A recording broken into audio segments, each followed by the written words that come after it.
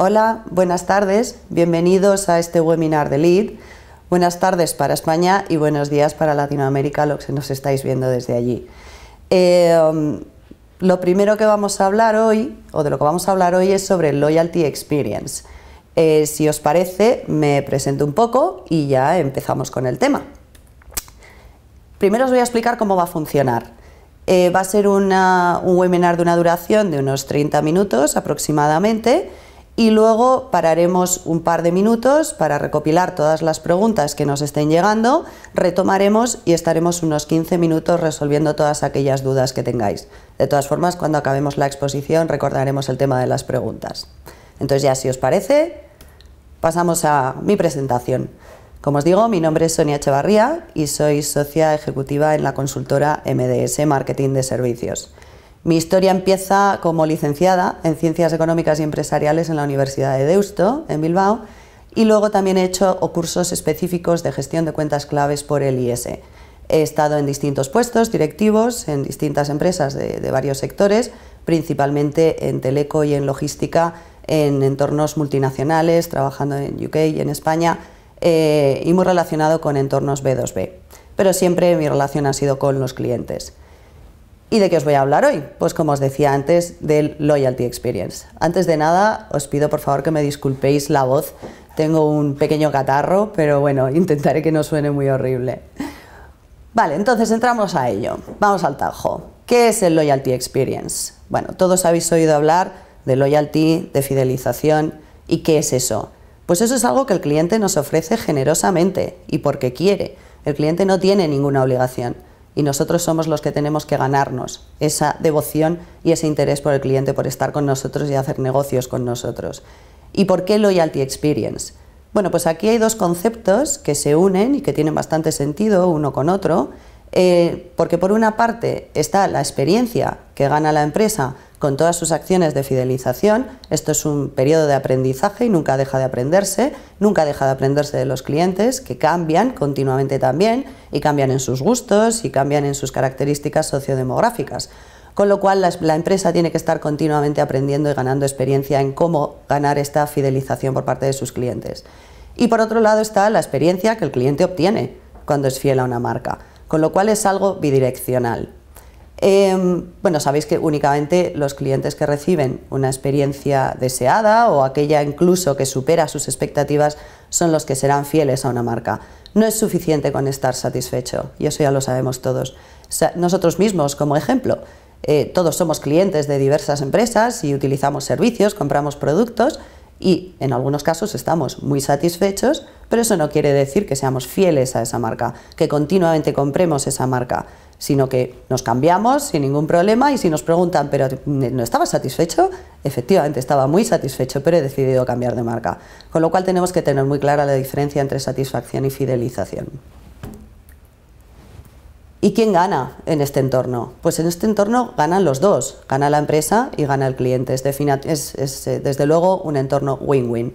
¿La empresa que gana? Pues efectivamente clientes fieles que interactúan y que nos hacen saber lo que les gusta y lo que no les gusta, lo cual nos permite llevar a cabo mejoras y seguir en esta curva de aprendizaje que comentaba antes, de ir conociendo mucho mejor a los clientes lo que quieren, lo que no quieren, lo que les gusta y lo que esperan de nosotros. Y esto es algo que solo los clientes fieles hacen.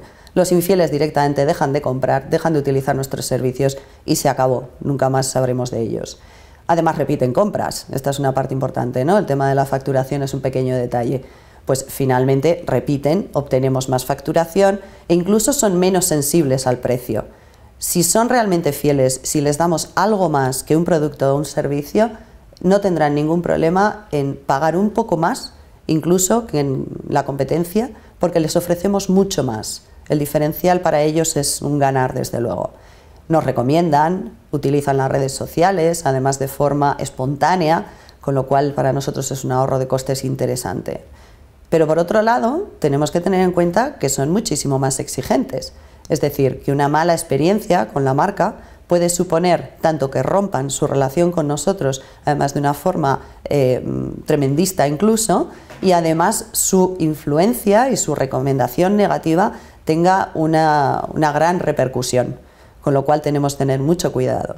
Y el cliente efectivamente lo que gana es mejores condiciones en todos los sentidos, desde la marca, precios, en entregas, pueden ser en niveles de respuesta, pues que un cliente fiel como tal está definido dentro de nuestros segmentos, dentro de nuestras carteras como cliente fiel, con lo cual le estamos otorgando, por ejemplo, un servicio de entrega más rápido que a otros clientes que son esporádicos, con lo cual en este caso pues ganarían en el delivery, ¿no? Reciben también de la empresa el trato que exige e incluso más.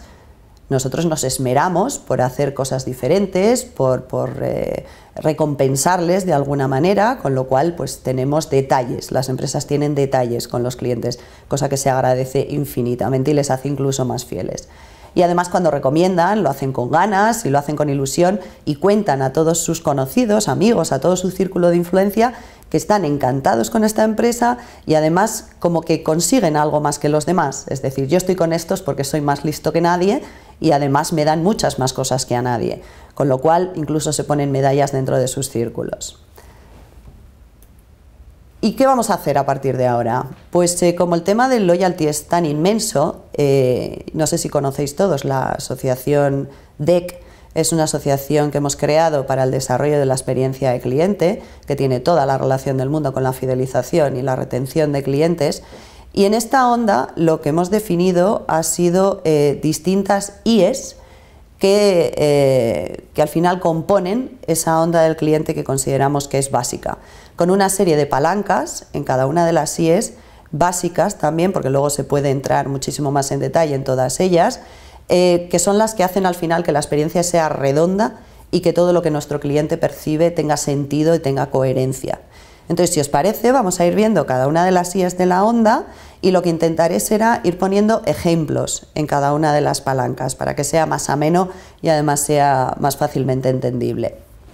Con lo cual, he aquí la onda del cliente. Y estas son todas las distintas IES que hemos identificado. Identidad única, impulso organizativo, implicación de las personas, interacciones, interpretación y acción. Vamos a ir viendo cada una de ellas si os parece. Y las palancas correspondientes. Dentro de la identidad única, lo primero que debemos hacer es definir, escribir y publicar la visión, la misión y los valores de la marca. ¿Por qué lo de publicar? Pues para que los clientes sepan qué es lo que nosotros tenemos en la cabeza, qué es lo que tenemos como objetivo en cuanto a misión, visión y valores. Aquí lo que os he puesto ha sido el ejemplo de Disney, que lo tiene muy bien publicado en su web, y si os parece echamos un vistazo rápido. ¿Su misión cuál es? Ofrecer entretenimiento de calidad para personas de todo el mundo. Perfecto, entendido. ¿Y cuál es la visión? Pues lo que según Walt Disney este país necesita es un lugar donde las familias puedan ir con sus hijos a divertirse, construir un parque de diversiones tan limpio como ningún otro en todos los tiempos. No está diciendo ninguna tontería. Un parque de diversiones tan limpio como ningún otro, con lo cual tendrá que ser coherente con lo que está diciendo y sus parques deberán estar impolutos, porque luego tenemos que actuar en consecuencia con todo lo que estamos publicando y a lo que nos estamos comprometiendo. Y sigo, y en donde cada persona sea tratada como si fueran ciudadanos de primera clase, es decir, como invitados de honor. Y así debería ser, porque si no, la promesa de marca con lo que luego está realizando la empresa no tiene ningún sentido y el cliente se va a sentir incluso mucho más decepcionado que si no hubiera visto esto que se le iba a ofrecer. Y los valores, pues de calidad, de comunidad, de historia, de optimismo, de decencia. ¿Y cómo se plasma todo esto? Pues al final la clave son las personas. Estas personas necesitan tener claros todos estos valores, actuar en consecuencia y para ello requieren de una formación concreta, precisa, continua y acorde a las personalidades de cada uno, de forma que se pueda explotar y sacar lo mejor de cada uno para cumplir con estos valores, ¿de acuerdo? Por supuesto tiene que haber unos procesos detrás. Si no hay procesos que ayuden a estas personas que están haciendo todo acorde a la formación y a lo que se les está pidiendo, pues tampoco la cosa funcionará, ¿vale? Y lo vamos a ir viendo un poco más adelante. La segunda palanca dentro de la identidad es diferenciar la propuesta de valor mediante un estilo único. ¿Qué significa esto? Pues por ejemplo, los dos ejemplos que os pongo ahí, Pepefon y Telefónica, tienen dos estilos muy distintos. Supongo que si alguno de vosotros es cliente de Telefónica o al revés, o de Pepefon, o de las dos, en la familia hay distintos tipos de clientes, veréis que la diferencia es obvia. ¿Y por qué? Porque tienen un target muy diferente, tienen una propuesta de valor muy diferente, en la que, por ejemplo, una cosa tan simple como tratar al cliente de tú o de usted ya está marcando un estilo. El hecho de que, por ejemplo, en unas tiendas las personas vayan vestidas de traje o no, esto también marca un estilo. Y lo que hace es acercarse a ese target y a ese público objetivo que tienen en la mente. ¿De acuerdo? Por ejemplo, otro punto, definir líneas estratégicas priorizando segmentos y momentos clave. No todos los segmentos, y esto lo sabemos, son tan clave, ni todos los momentos en que el cliente interactúa con nosotros son decisivos, pero aquellos que lo son deben tratarse con muchísimo cuidado en cuanto a los valores que determina la marca.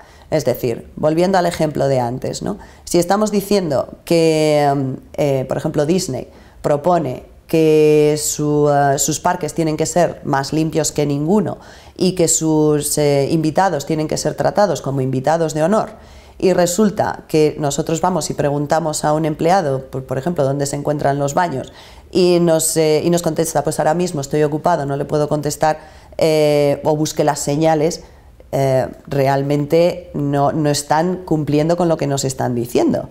¿De acuerdo? Y puede que seamos ese momento de esa interacción, desde luego es clave, porque es donde se prueba que realmente los empleados nos están tratando y el parque en general nos está tratando como invitados de honor. Con lo cual, cualquier interacción en un parque Disney con cualquier persona es un momento clave y debería tratarse como tal. Ahí es donde realmente se demuestra que lo que estamos vendiendo, lo que estamos contando, se cumple realmente. ¿De acuerdo? Pasamos a la siguiente, que es el impulso organizativo, la siguiente I de la onda. Si no hay un impulso organizativo, al final no se consiguen las cosas. El comité de dirección tiene que estar absolutamente convencido de que esta es la manera de fidelizar a los clientes y de mantenerlos para el resto de la vida. Por tanto, tiene que haber un liderazgo claro y consistente desde la dirección en cuanto a esta orientación. ¿De acuerdo? Por ejemplo, y esto es un ejemplo también que os quiero dar, si resulta que estamos continuamente hablando de orientación cliente, el cliente es lo más importante, el cliente debe estar en el centro, pero luego un cliente solicita hablar con un directivo, por lo que sea, por un tema concreto, por algo que quiere tratar y que no se le está solucionando, y este directivo rehúye la situación, el ejemplo que estamos dando al resto de la organización es: sí, yo digo que el cliente es lo más importante, pero cuando el cliente quiere hablar conmigo resulta que me escapo de la situación, ya parece que no es tan importante. Y este ejemplo se va bajando a todos los niveles y al final la organización deja de tener al cliente en el centro. Otra palanca importante, pues posicionar la función de la experiencia de cliente a nivel estratégico en la estructura y, por supuesto, dotarlo de recursos humanos y económicos.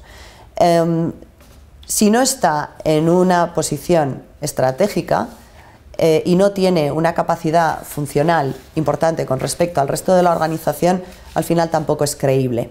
¿De acuerdo? El siguiente punto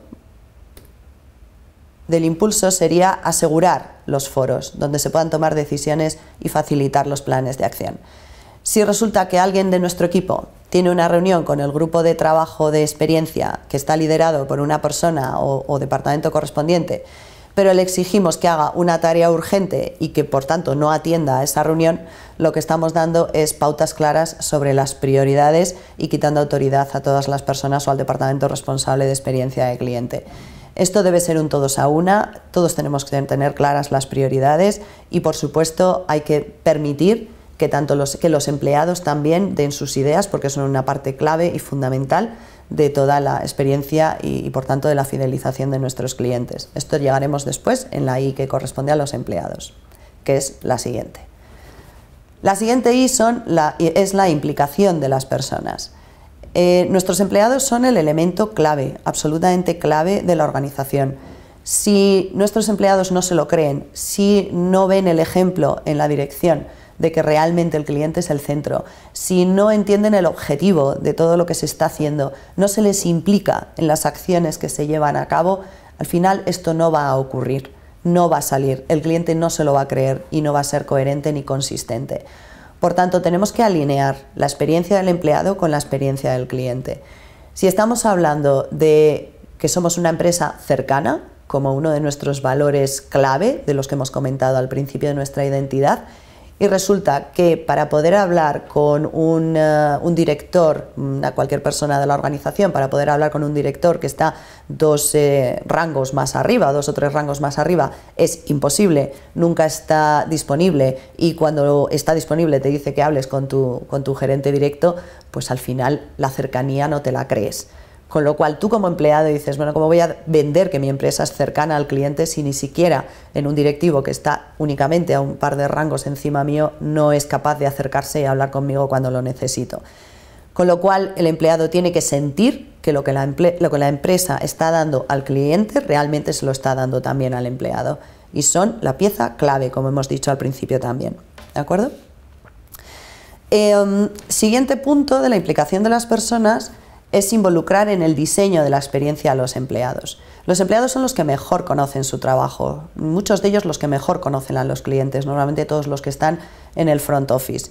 Ellos son capaces, por supuesto muy capaces, de decir qué es lo que creen que funciona, qué es lo que no creen que funciona, conocen a los clientes perfectamente, muchas veces su feedback no llega a donde tiene que llegar y no se hacen los cambios correspondientes. Pero bueno, esto es un mal que solemos tener en casi todas las empresas, ¿no? Que vendemos mucho que el front office es importante, pero luego a la hora de la verdad no es tan importante.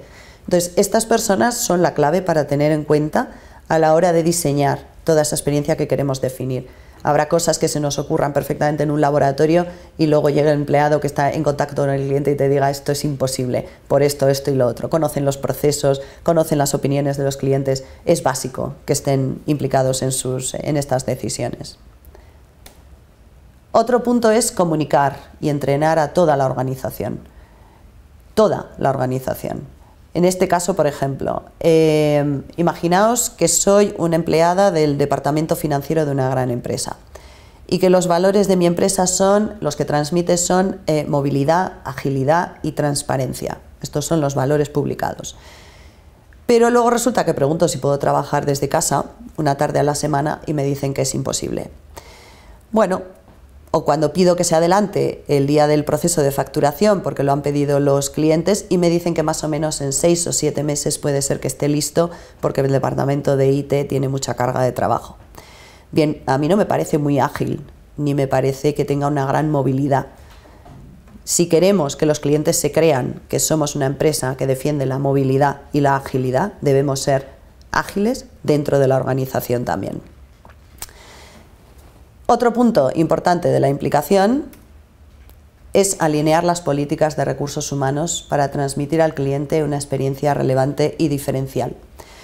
Por ejemplo, si yo estoy en el departamento financiero y uno de mis objetivos es, objetivos sobre los cuales va mi retribución variable, es facturar a tiempo. ¿De acuerdo? Y esto supone, pues en porcentaje, por ejemplo, el objetivo es el porcentaje de facturas emitidas a tiempo. Pero resulta que el comercial me pide por ejemplo, el comercial que en lugar de emitirlas a tiempo, según la fecha que está establecida por la empresa, hay un cliente o hay varios clientes que quieren que se lo envíe a mediados de mes. Yo ya no estoy entregando las facturas a tiempo, según el objetivo de la empresa, pero el cliente me ha pedido que se las entregue el día 15 del mes y resulta que sí las estoy entregando el día 15 del mes. ¿Mis objetivos siguen siendo entregar las facturas a tiempo, según el tiempo definido por la empresa, que puede ser, por ejemplo, el día 5 del mes? No, no lo estoy cumpliendo. ¿Pero estoy cumpliendo lo que el cliente me pide? Sí. Ahí hay una falta de alineación. Está claro que el cliente quiere una cosa, nosotros debemos acomodarnos a ello y por tanto los objetivos por los que se mide a las personas también. Por ejemplo, vamos a seguir con el número 5 y luego ya os voy contando más ejemplos. Extender el compromiso con el cliente final a nuestros proveedores. Los proveedores son parte importantísima de la cadena, tanto los que van por delante como los que van por detrás. Imaginemos que soy una operadora de un call center subcontratado para una empresa, con lo cual soy un tercero que va por detrás en la cadena. Y hay un cliente que me llama y me dice que necesita que cambie los datos de facturación. Y yo le digo que eso es imposible, que tiene que llamar a otro teléfono, porque yo al fin y al cabo no soy más que un operador de una empresa y yo estas cosas no las puedo hacer. O digo, no, mire, es que eso son cosas de la empresa, no depende de mí. Realmente el discurso ni suena real, ni suena comprometido con la empresa cliente con la que estoy, y al cliente final no le va a gustar nada, porque si está llamando a un teléfono de atención al cliente de una empresa, le da igual que sea subcontratado o no sea subcontratado. Si resulta que cuando llama a un call center le tratan de tú, cuando llama a otro le tratan de usted, el lío ya es considerable, ya no estamos definiendo un estilo. Con lo cual es básico involucrar y hacer parte de nuestros procesos y parte de nuestra cultura y parte de nuestros valores a todos aquellos que toman parte, que tienen parte dentro de nuestros procesos, sean directos con cliente o no directos con cliente. Porque lo mismo puede ocurrir con una empresa de logística. Cliente Amazon contrata a una empresa de logística y Amazon promete a los clientes que van a llegar las cosas en 24 horas y resulta que la empresa de logística dice que es que no, que en 24 horas es imposible, que tienen que ser 48. Pues no va a ser así. Al final la empresa de logística tendrá que unirse a las promesas de Amazon porque el cliente es de Amazon, ¿vale? Siguiente I. Perdonad si estoy yendo rápido y esto son puntos muy importantes, pero bueno, si queréis en otro momento podremos seguir desarrollándolos. Las interacciones. Las interacciones hacen referencia a cómo, evidentemente, interactuamos con nuestros clientes, ¿no? Por ejemplo, la primera de las palancas de interacción sería definir e implantar el pasillo del cliente por segmentos o momentos de la verdad. Aquí simplemente voy a dar unas pinceladas sobre por qué es importante y por qué es importante hacerlo por segmentos y momentos de la verdad. Como hemos comentado antes, ni todos los clientes son igual de fieles, ni a todos tenemos por qué darles el mismo nivel de servicio. En función de su aportación a la empresa se les puede recompensar y hacer un bidireccional empresa-cliente en las mismas condiciones. Si hacemos un pasillo por segmento, veremos qué momentos de la verdad vive cada uno de estos segmentos. No tienen por qué ser iguales. Si un segmento, por ejemplo, por tirar de una segmentación más típica, es por edad, pues probablemente una persona de 25 años no tenga los mismos momentos de la verdad con una empresa de telefonía que una persona de 65, por seguir con el ejemplo de la telefonía. Tendrá más y además serán mucho más de la verdad, serán más momentos de la verdad porque serán mucho más decisivos en sus decisiones. Es mucho más fácil para una persona de 25 años cambiar de compañía de telecomunicaciones que para una persona más mayor. Entonces tendremos que identificar en cada segmento cuáles son esos momentos de la verdad y lo mismo cuáles son los momentos de dolor y actuar en aquellos donde la inversión tiene mayor retorno, es decir, donde el gap entre lo que el cliente valora y lo que el cliente cree que estamos haciendo sea mayor, de forma que con cualquier mínima acción que hagamos reduzcamos ese gap y el retorno sea mucho más inmediato. Otro punto importante, asegurar la consistencia de la experiencia en los distintos canales. Esto es una parte especialmente dolorosa para casi todas las empresas, el tema de la omnicanalidad y la consistencia. Es muy difícil tener muchos canales y además dar exactamente la misma experiencia a través de todos ellos. Pero únicamente, si queréis, esto como digo puede dar para otro día completo, únicamente dos cosas clave. Ni es necesario tener todos los canales, tendremos aquellos por los que los clientes quieren comunicarse. Ni serán aquellos que nosotros decidamos que nos salen mejor por tema costes, ni serán aquellos que nos sean más cómodos por cualquier otra razón. Serán aquellos que nuestros clientes quieren utilizar. Y además tampoco todos tendrán que ser digitales. Podemos tener muchas formas de comunicarnos digitalmente o tradicionalmente. Dependerá también de nuestro público objetivo y dependerá de la necesidad que nuestros clientes tengan de utilizar esa tecnología. Es decir, se puede ser muy digital utilizando una app y utilizando un canal telefónico tradicional.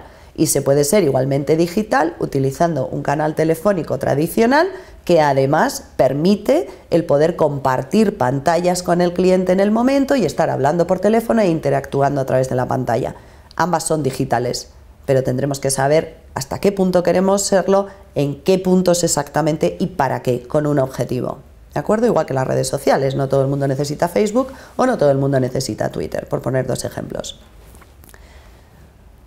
Otro punto importante de las interacciones es diseñar y validar con el cliente. Existen muchísimas formas de diseñar toda la experiencia que queremos para el cliente y además validarla. Uno de los puntos clave que hemos comentado antes es que el cliente le tenemos que escuchar, nos tiene que decir lo que quiere, lo que no quiere, lo que le gusta, lo que no le gusta y además escuchar y actuar en consecuencia. Por supuesto, tendremos que tener en cuenta los recursos que siempre son limitados, pero también tendremos que hacer partícipe al cliente de las cosas que se pueden y no se pueden hacer y de cuáles quedan para implementarse más a largo plazo.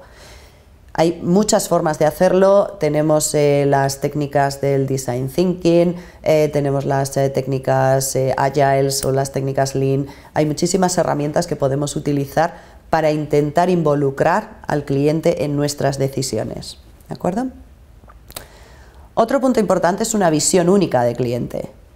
Todos en la organización tenemos que tener una visión clara de quién es cada persona, quién es cada cliente, a qué segmento pertenece, qué le gusta, qué no le gusta, cómo se comporta, y para eso las bases de datos, los CRMs o los CEMS son básicos. Los sistemas deben estar unificados y todos tenemos que tener claro que cuando entramos en los datos de un cliente son comunes y tenemos la información que requerimos. En unos casos será una información financiera, en otros será una información sobre comportamientos, pero debe ser única. Otro punto importante de las interacciones es empoderar a los empleados, que viene al caso también el ejemplo que poníamos antes del cambio de dirección. Si yo llamo a un call center que se supone que es de mi empresa y me dicen que no me pueden cambiar los datos porque eso es cosa de la empresa o yo simplemente soy un agente subcontratado, queda bastante mal, como ya lo hemos dicho antes y como nos ha pasado probablemente a alguno de nosotros en alguna ocasión, ¿verdad? Porque todos somos clientes. Con lo cual debemos dar capacidades a los clientes, a los empleados, tanto a los nuestros como a los ajenos, para hacer aquello que el cliente necesita. ¿Que esto supone riesgos? Supone riesgos, pero es mejor arriesgar por una pequeña parte de la población que puede ser que intente engañarnos a cambio de dar la experiencia que el 90% de nuestros clientes quisieran tener. El ejemplo que os pongo ahí de los hoteles Marriott es un caso conocido, supongo, en el que un empleado en un hotel en Nueva York se dio cuenta de que un cliente se había dejado su agenda y era un cliente que había vuelto en un vuelo a Alemania, con lo cual, sin pensárselo dos veces, cogió una mensajería express y envió la agenda a este cliente. Nadie jamás se planteó lo que había costado aquello, ni por qué lo había hecho, ni por qué no lo había hecho. Este empleado entendió que esa agenda era básica para esta persona y no se pensó dos veces lo que hacía, y nadie jamás le pidió cuentas. Esto es empoderar a los empleados. Repito, ¿corremos riesgos de que de repente alguien decida enviar algo que no debe por un coste que no debe? Sí, pero ¿compensa con respecto a la sensación y a la experiencia que este cliente en concreto se llevó? Probablemente no. Y el último punto es simplificar los estándares, ¿de acuerdo? Asegurando que el foco está en el cliente, que el foco está en que el cliente esté recibiendo lo que quiere recibir. He puesto el ejemplo de ING, pues porque, por ejemplo, a partir de ahora, o a partir de hace unos meses, si quieres hacer transferencias entre tus propias cuentas, no tienes que introducir el PIN. Era algo que probablemente a la gran mayoría de los clientes de banca online nos parecía un poco absurdo, ¿no? El que para transferir dinero entre mis propias cuentas tenga que meter un PIN de seguridad. Ya he metido un PIN de seguridad para entrar, ya estoy dentro, se supone que es seguro y ahora estoy operando entre mis cuentas, ¿no? Pues está claro que ING pensó que esto era una mucho mejor experiencia para sus clientes y así lo decidió y simplificó uno de los estándares claros. Y por último, la última I es la interpretación y acción. ¿Para qué queremos medir? Pues queremos medir para actuar. El medir por medir no tiene ningún sentido. Y aunque os pongo ahí ese comentario, es que a veces parece una obviedad que se mide para actuar, pero no siempre se hace. En muchas ocasiones se utiliza como premio o castigo para los empleados, pero sin ninguna repercusión en los clientes. Hay ocasiones en las que algunas de las medidas que se utilizan de operativas o de tiempos o que son necesarias, en muchos casos son necesarias, pero en otras se utilizan más como arma como arma de mantener a las personas bajo una espada de Damocles que normalmente no lleva a ningún resultado. Cuando se nos trata como personas autónomas y como personas profesionales y adultas, normalmente respondemos de la misma manera. Pero bueno, volviendo a las mediciones, tenemos que medir para tomar acciones. Debemos determinar unas desviaciones aceptables en los KPIs que decidamos y con esas desviaciones tomar acción. ¿Qué ha ocurrido? ¿Qué no ha ocurrido? ¿Por qué esto no tiene los resultados que esperábamos? ¿Por qué esta desviación de más de un 10% era aceptable hasta un 5%? ¿Dónde nos hemos equivocado? Estudiarlo y hacer cambios continuos, ¿vale? Por eso también comentaba antes, las herramientas de Lean y las Agile son muy cómodas en este sentido, tanto a nivel de procesos como a nivel de involucración de clientes. Un tema importantísimo es recoger e integrar la voz del cliente en los momentos de la verdad. Los clientes nos cuentan cosas, los clientes nos dicen cosas y no siempre lo cuentan o lo dicen abiertamente, sino que es importante estudiar sus comportamientos. Hay veces que nosotros mismos, y lo sabemos otra vez como clientes o como usuarios de servicios, no decimos nada, no nos quejamos o no comentamos simplemente porque sabemos que eso va a tener una consecuencia inmediata de una llamada, un mail, de por qué ha pasado esto. Simplemente dejas de usarlo, dejas de comprarlo y te evitas los problemas. Con lo cual tenemos que estudiar el comportamiento. ¿Por qué esta persona ha dejado de comprar, ha dejado de utilizar mis servicios? ¿Qué ha ocurrido últimamente? ¿Qué ha pasado? ¿Cómo ha actuado? No lo que me ha dicho, que es muy importante, sino cómo ha actuado, ¿vale? El tema comportamental es muy importante. Y ahí viene el entender lo que hace, lo que opina y lo que siente. Tanto el recorrido de cliente que comentábamos antes, como toda la recolección de la voz de cliente que estamos comentando ahora, tiene una base fundamental en los sentimientos del cliente. Un recorrido de cliente no puede basarse únicamente en procesos. Son momentos en los que el cliente se siente de una manera o de otra. Por supuesto que hay procesos detrás que hacen que se sienta de esa manera o de otra o que pueden facilitarlo o dificultarlo.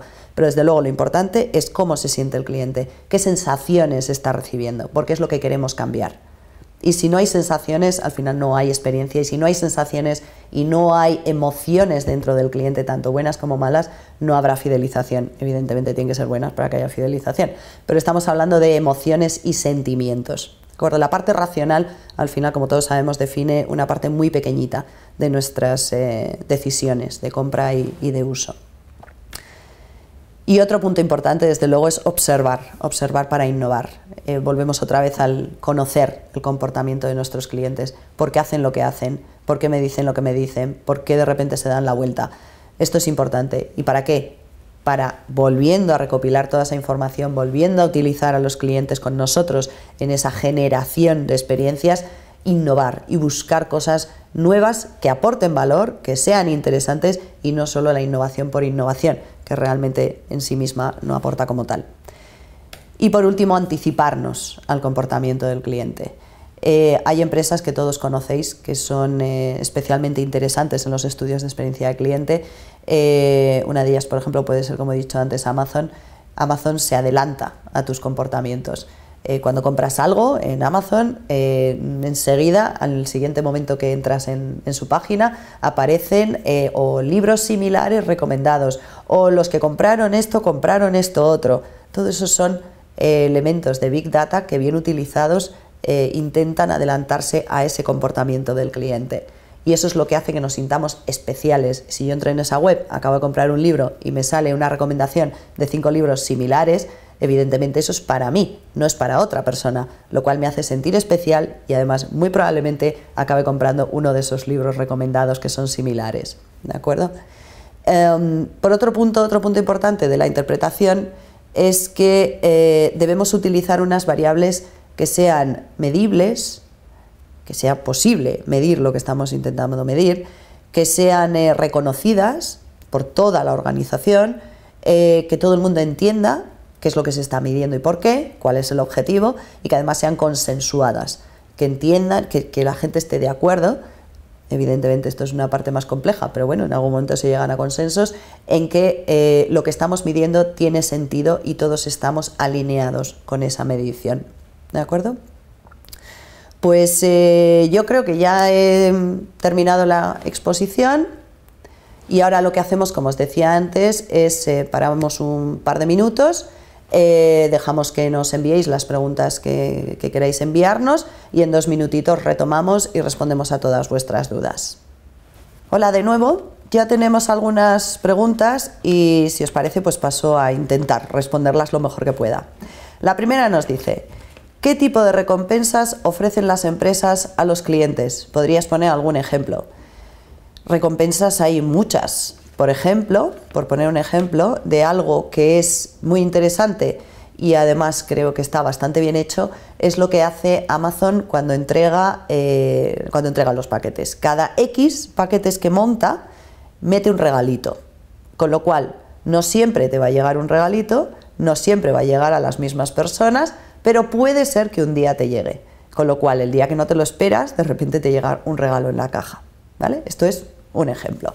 Pero como niveles de servicio hay muchos. Quiero decir, hay descuentos especiales, cualquiera de las típicas tarjetas de fidelización que conocemos también sirve como ejemplo, ¿no? Cuanto más utilizas un servicio, pues típico, por ejemplo, de los bancos, ¿no? Que vas acumulando según vas gastando con la tarjeta y al final acumulas puntos. Y cuantos más puntos, pues tienes acceso a regalos de mayor valor o más interesantes, ¿no? Con lo cual, eso puede ser también una recompensa. Espero haber respondido la pregunta.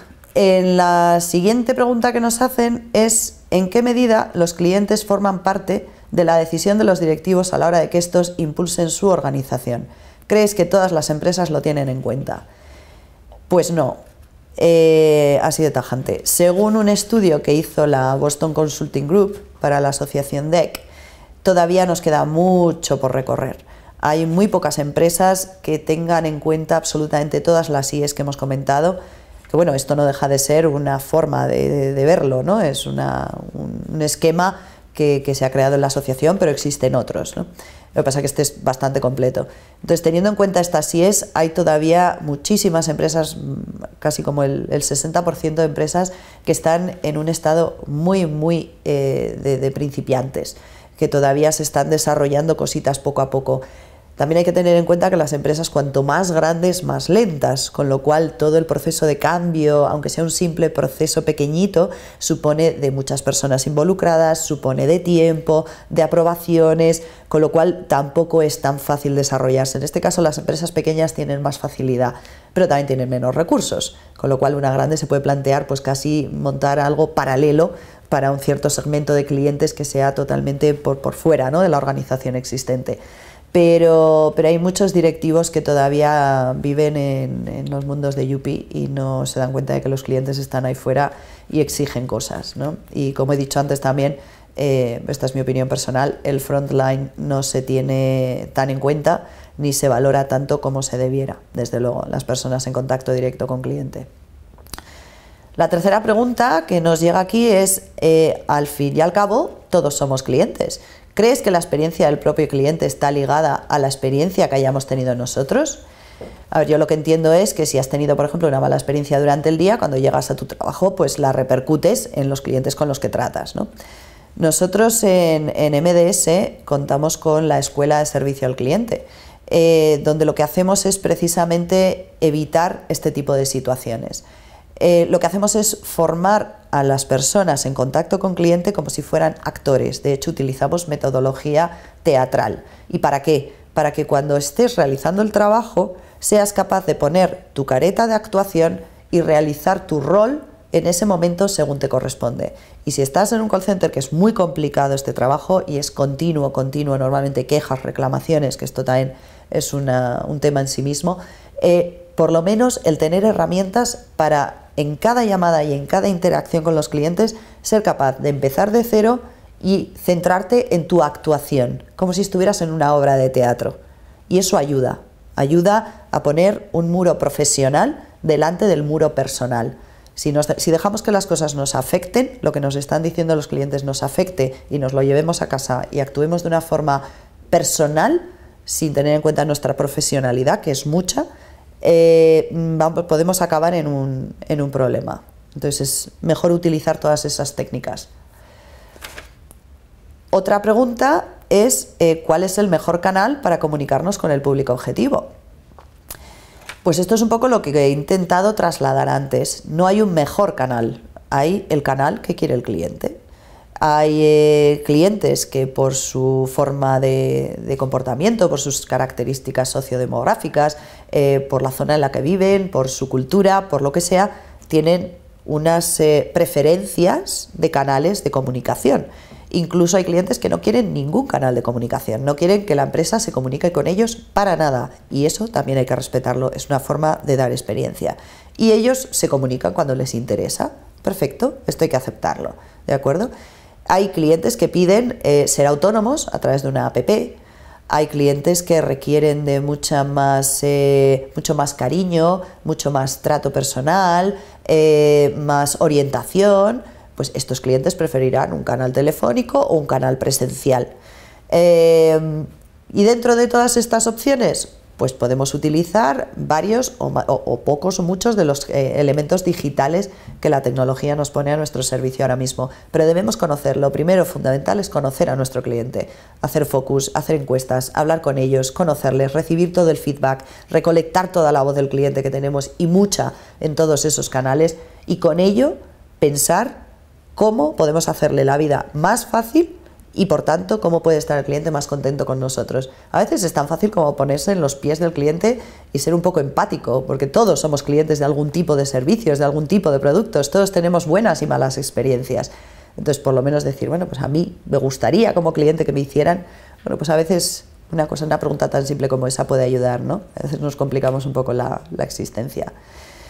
Creo que hay otra pregunta aquí, ¿no? Que dice, la experiencia del cliente muchas veces tiene que ver más con las emociones y subjetividad, como lo hacen para operacionalizar las variables de investigación. Efectivamente, las emociones son el elemento clave, totalmente clave de la relación que tenemos con nuestros clientes, pero para ello existen KPIs. Dentro de la I que os comentaba antes de interpretación, hay varias opciones de KPIs. El más conocido probablemente sea el NPS, ¿no? el nivel de recomendación, en el que no se está definiendo una transacción o una interacción concreta, sino que lo que estás pidiendo al cliente es que te diga si recomendaría tu marca o tu empresa. ¿Y nosotros por qué recomendaríamos una marca o una empresa? Si yo ahora os pregunto, ¿tú recomendarías, no sé, por decir el Corte Inglés? No sé si habrás tenido una experiencia últimamente con el Corte Inglés, pero tú tienes una idea de cómo funciona el Corte Inglés por tus experiencias pasadas o por lo que ves por la calle, por lo que escuchas, por lo que lees, y eso es lo que hace que recomiendes. ¿Y eso qué es? Esa es la experiencia global que queremos generar. Si te digo, ¿recomendarías Apple? Si eres usuario de Apple, pues igual ni siquiera tienes un iPhone o un iPad, pero sí serías capaz de decir, oye, pues yo por lo que escucho, por lo que veo, por lo que sé, por las pocas veces que he interactuado, tengo una sensación de que Apple lo hace muy bien o que Apple lo hace muy mal. En general, la gente opina que lo hace muy bien. Son sensaciones, son emociones. Lo que nosotros valoramos es el recuerdo que tenemos de nuestras interacciones con una empresa. Y ese recuerdo ya no es objetivo. Ese recuerdo se ve influenciado por otras muchas cosas. Pues porque han pasado una serie de días y de repente alguien te ha comentado algo, o tú has comentado una situación que te ha ocurrido con una empresa y alguien te comenta y de repente lo empiezas a ver de otra manera y dices, anda, pues es verdad, pues igual ocurrió por esto. Ya no es esa interacción como tú la viviste. Cuando lo recomiendas al de unos días y alguien te lo pregunta, está salpicado de otras impresiones, sensaciones o cómo te encontrabas ese día, pero las emociones son absolutamente clave y por supuesto que son muy subjetivas, pero hay formas de medir esas emociones y esos insights de los clientes, y hay KPIs ahora mismo dentro del mundo de la experiencia de cliente que tratamos diariamente en MDS, que son la manera de conocer esas emociones y de saber si las estamos mejorando o no. Dentro del recorrido incluso se pueden definir emociones positivas, negativas, con palabras clave, con adjetivos clave, y cada uno tiene su característica de positivo, negativo o neutro. Con lo cual se puede hacer. Respondiendo a tu pregunta, Blanca, se puede hacer. Y bueno, creo que ya no hay más preguntas, con lo cual, pues bueno, todo esto por mi parte. Agradeceros muchísimo el tiempo, que hayáis estado allí, y que me hayáis escuchado esta voz gangosa que he tenido horrorosa, pero bueno, espero que haya servido por lo menos para dar una idea un poco de experiencia de cliente y de Loyalty Experience. Muchas gracias.